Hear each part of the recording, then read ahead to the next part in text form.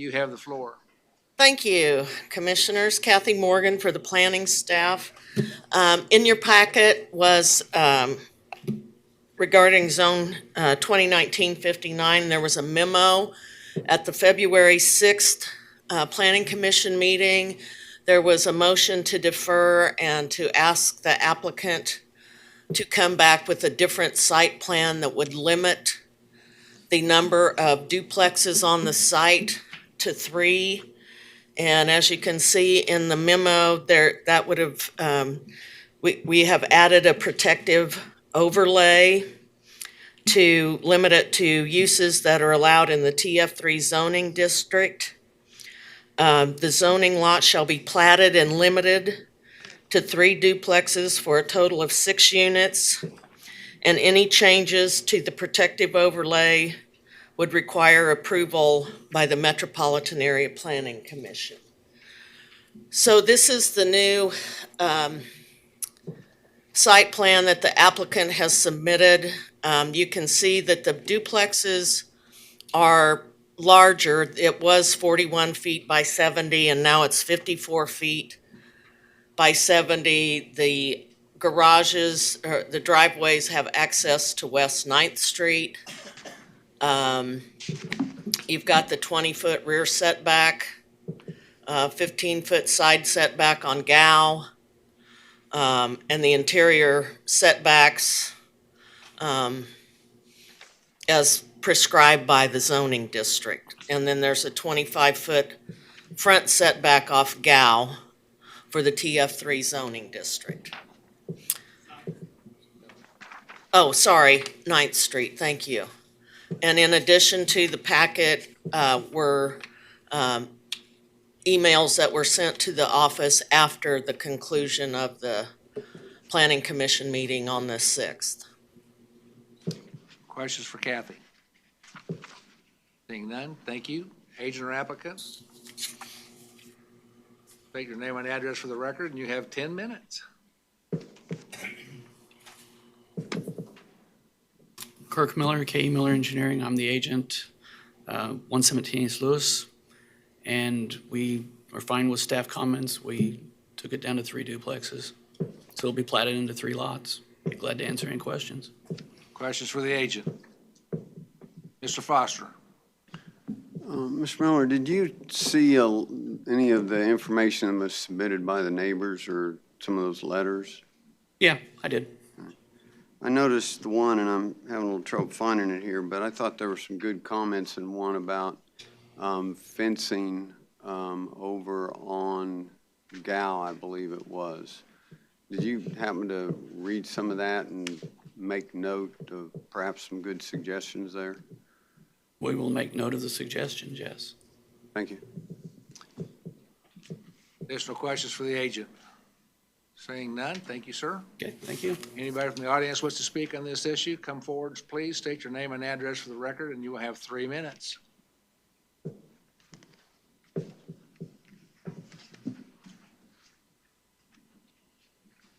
Good afternoon. My name is Gregory Boyajian. I live at 3325 West 9th Street. Thank you for letting me speak.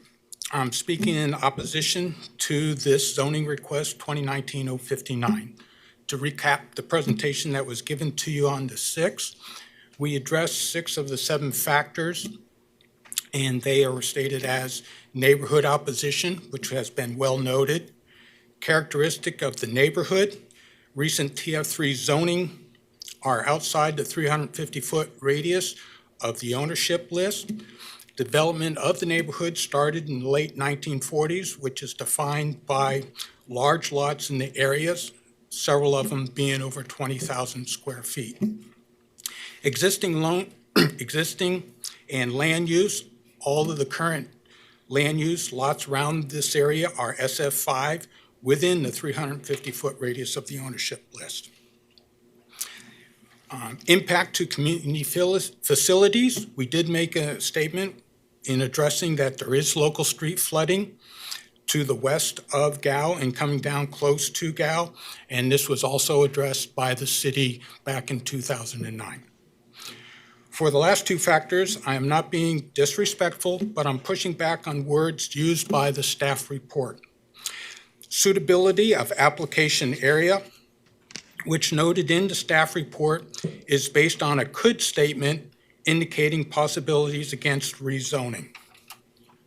The property is presently zoned SF5, single-family resident, and the property could be developed with new single-family residence if it was platted. With respect to detrimental impact, noted by the staff report that the Unified Zoning Code will mitigate any detrimental effects on the nearby properties. The staff report does not list the detrimental effects, nor does it their mitigation. So I thank you for your time. Appreciate it. Good day. Questions for the speaker? Mr. Foster? I think it'd be a good chance just to reiterate some of those detrimental concerns. You've mentioned water, and one that sticks in my mind is the traffic related to the school. Can you describe that a little bit further? One of the issues that has come about with the school being in close proximity is that parking along 9th Street in particular comes all the way down to within 100 feet of Gow Street. What the problem is late in the afternoon, by the time school gets out, between 4:30 and 4:45, that it becomes very congested in that sense. With respect to flooding, the railroad tracks to the west are the high point in the area. It has been noted that flooding comes down High Street in itself, and it's trapped between Gow and the railroad tracks, and Gow being more of the high point to the east. Any additional questions? Thank you, sir. Thank you. Anybody else wish to speak? Come forward, state your name and address for the record, and you have 3 minutes.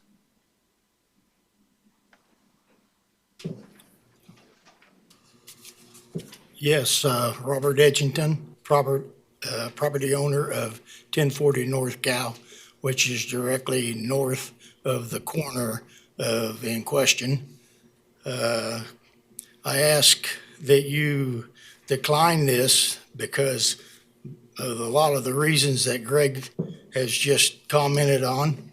I will just go over to briefly. The traffic is very heavy during school hours, and when it is flooded during school hours, it's almost impossible. Outside of lack of characterization to the rest of the neighborhood, they were all zoned single-family dwellings, and we ask the board to oppose this approval. Thank you. Any questions for the speakers? Thank you, sir. Anybody else wish to speak on this issue? Bring it back to the agent or applicant for rebuttal.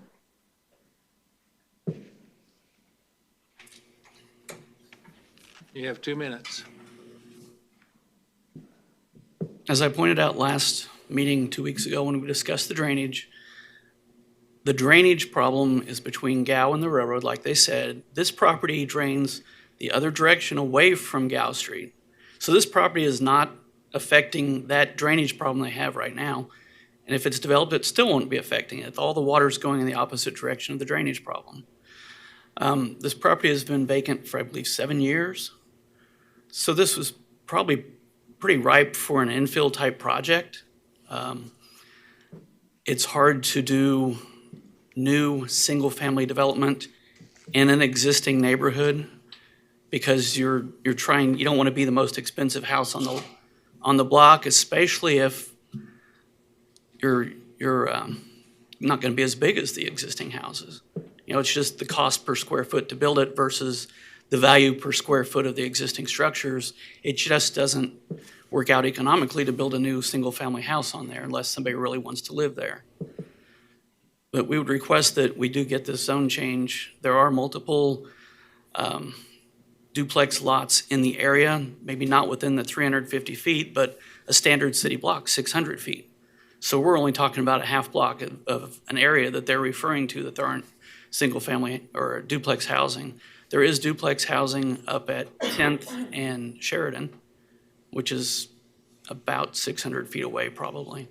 Then there's some more over on 9th Street to the east of it. So there's a few scattered in the area, and there's a few vacant lots or older lots that may have older structures that someday may also be up here for rezoning into a duplex type of situation. Any questions for the agent? Seeing none, thank you. Okay, thank you. Back to the board. I move that we approve the request. Is there a second? Second. We have a motion and a second. Any further discussion? Mr. Foster? I would either by substitute motion or just a request on the original motion. We did receive, I think, a well-crafted letter from a person that lives at 1003 North Gow Street and outlined a lot of good information that we ought to take concern for. And there was the suggestion that stands out to me is a 6-foot privacy fence along the sidewalk along Gow Street. And I've been through this property and just driven by when some of the activities of school and things like that are in order. And I think this would be a very good suggestion, is to include in a motion the requirement for the 6-foot privacy fence. And I don't know that we can touch upon it, but there are some existing trees there that if those were allowed to remain, that would help to soften the impact of the development. The second item from the letter would be, and perhaps this is something the neighbors need to help us on, is there an official contact for the neighborhood? So one of the items mentioned here is to have some way to contact the management company who owns these particular properties. You can go to the mic if you'd like, go to the podium.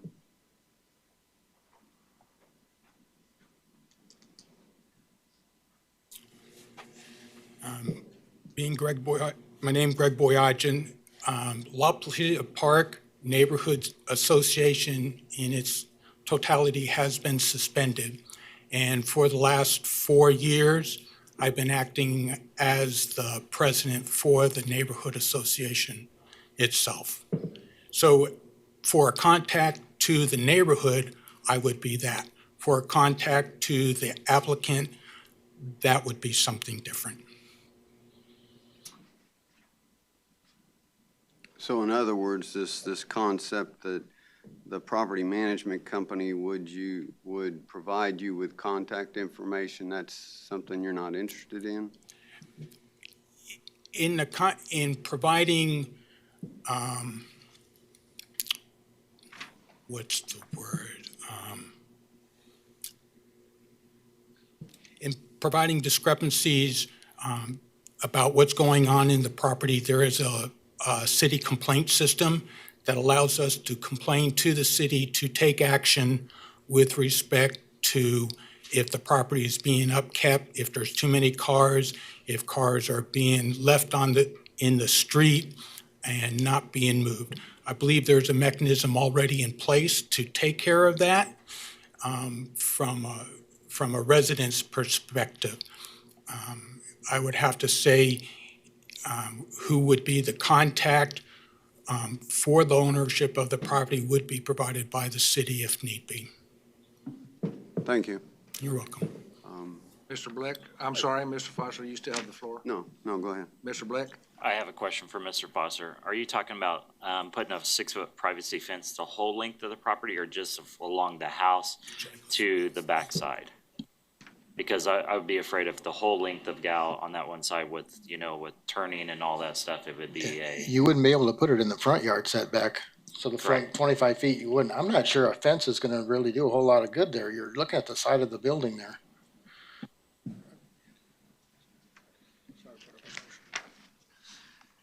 I would suggest then along the northwest corner there, And I wish Ms. Igo was here to present this information, because I really am concerned about the safety aspect of the kids, and as I understand, there's a bus stop here as well for the school. Additional comments? We have a motion. Do we have a motion? I made a motion to And who made the second? Ms. Miles? We have a motion and a second to approve as presented. All those in favor of the motion signify with the upraised hand. Those opposed? Passes 9-1. Next item, please.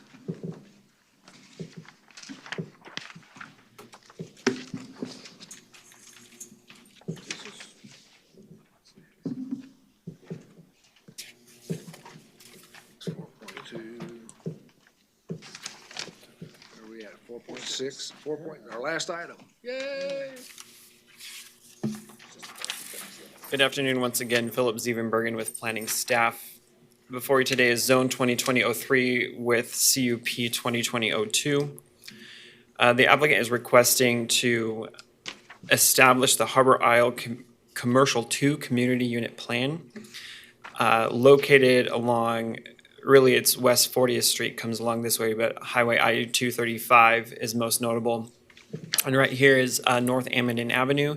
To give some perspective, this is North Meridian at the interchange with I-235. You can see here on the zoning map that part of the request is for the zone change to take the parcel that's west of Amenden, which is currently zoned single-family SF5, and rezone it to GC to match the remainder of the parcel that is in question to the east.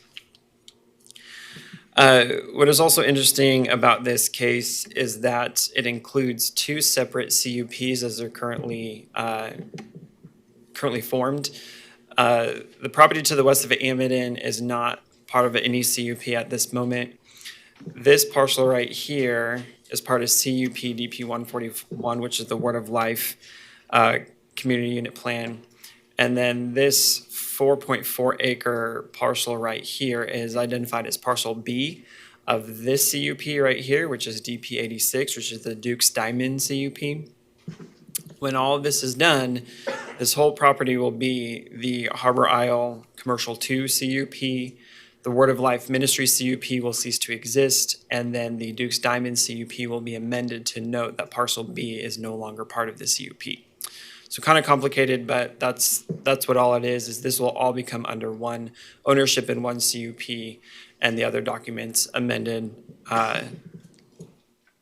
to indicate that. I've got the CUP drawing here. This is where Amenden Avenue is right now. It will be vacated during the process of platting. They will be dedicating a new right-of-way at this location, again, during the time of platting, and it will serve as the major access off of 40th Street to the CUP. Any other parcels that do not have access to a public street will have cross-lot access agreements, which is standard fare within CUP development.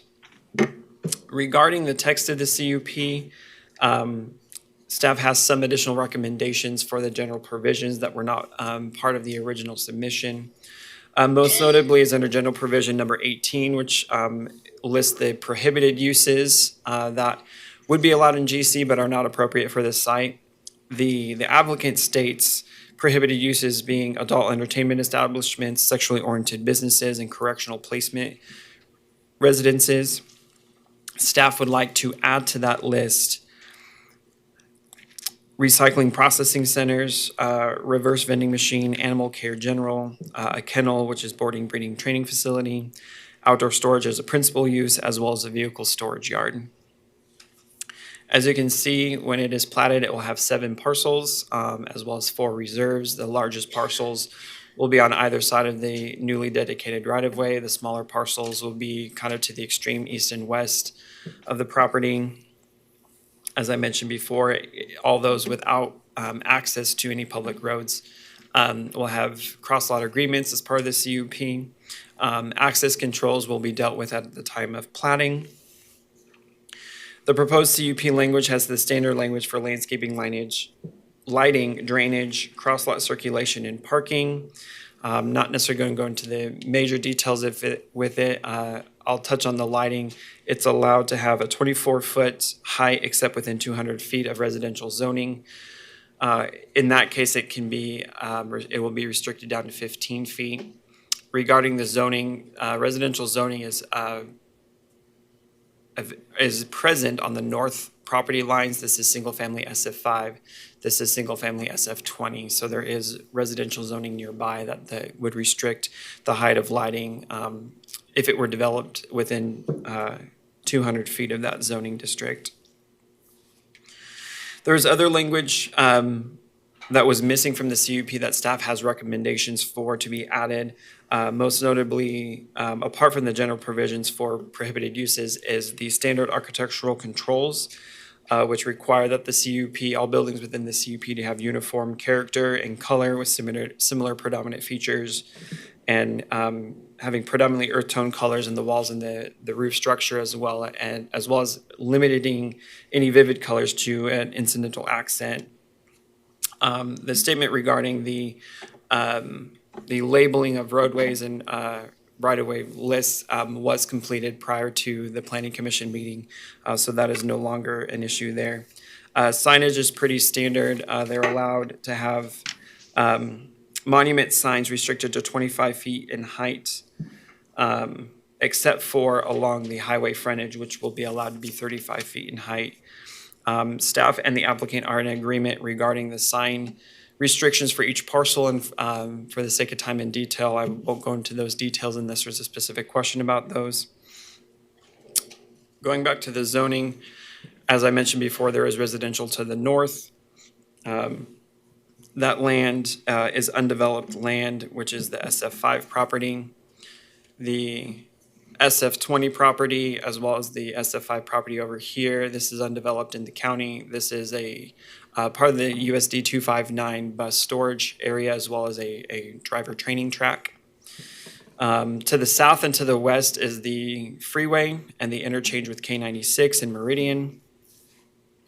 To the east is GC, General Commercial, and the Duke's Diamonds property, which you can see has a football soccer field here and a baseball diamond as well.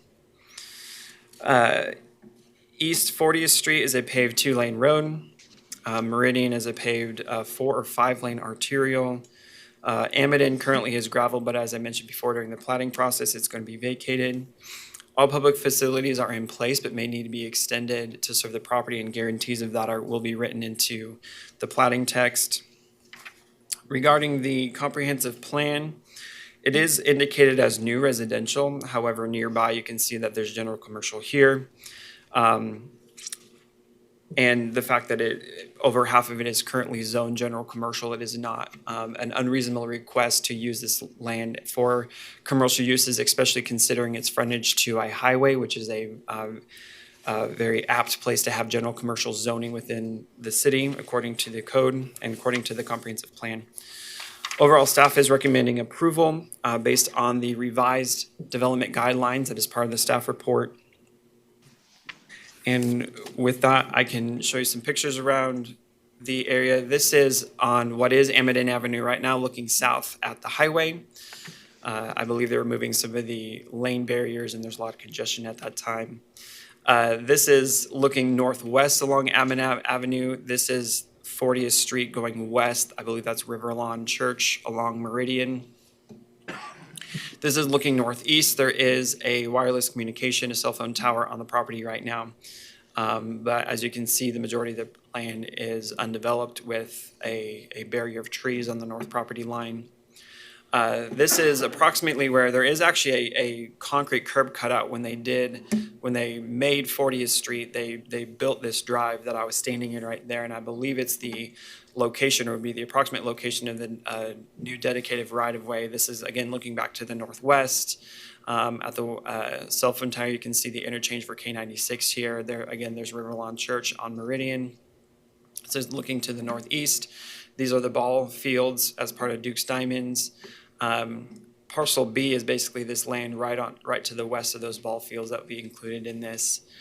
This is over at Duke's Diamonds, looking to the northwest, showing you what that property looks like. That's immediately to the east. And then this is looking due west along 40th Street, looking as you would travel towards Meridian. Again, this is the highway interchange with K96 and Meridian. With that, I can stand for any questions. Questions for staff? Mr. Green? Yeah, Philip, the proposed street connection, and this may be a question for the agent. Where is that going to? I mean, I know it's going to the north, but what is it connecting to? I'll defer to the agent on that. Thank you. Additional questions for Philip? Seeing none, thank you. Agent or applicant? State your name and address for the record. You have 10 minutes. Chris Rose with Baughman Company, agent for the applicant. The applicant agrees with staff comments, and I'll be happy to answer any questions you might have. As far as that, the future dedicated right-of-way, this owner and the owner to the north have been working together to try to work out a plan to make sure everybody's on the same page on that kind of access. I think what their intent is to try to get that road worked back around to Seneca, so. That's what I assumed, but I just wanted Yeah. to ensure that, because it looks like there could be some more residential development there between the commercial and the residential. Just Go ahead.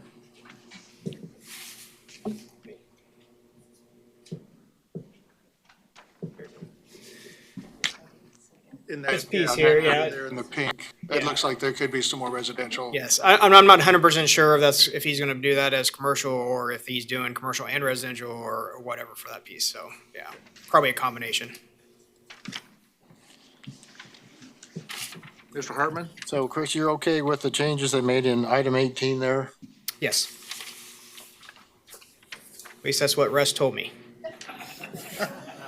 I'm just a yes man today. Oh, Russ.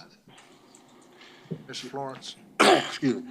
Do we need to address the possibility of someone maybe wanting to put a off-site sign on those properties? Because I know there's supposed to be a 600-foot clearance, but that would put that toward the back, and that may not fit with later plan. The CUP regulations would prohibit an off-site sign since it being a CUP. I got a question. I don't know if it's for Chris or for staff. Why is the land to the north of this still in the county? What keeps, we've gone all the way around, and why hasn't that been annexed?